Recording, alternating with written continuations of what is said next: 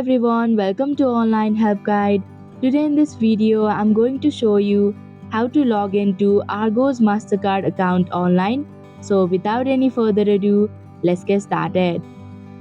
First of all, open up a web browser. Now in the search bar, type in www.myargoscard.co.uk. Then you'll come across this login portal. Here you'll have to enter your login ID and surname. If you want your device to remember your login ID, then check the box that says remember my login ID. And if you don't want it, then uncheck the box.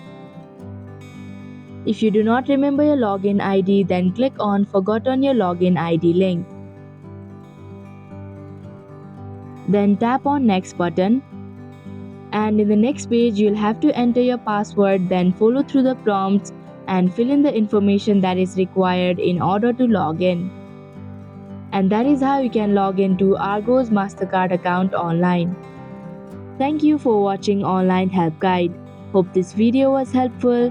If it was, then hit the like button and comment down if you have any questions or feedback. Also, if you are new to our channel, subscribe and hit the bell icon so that you don't miss our upcoming videos.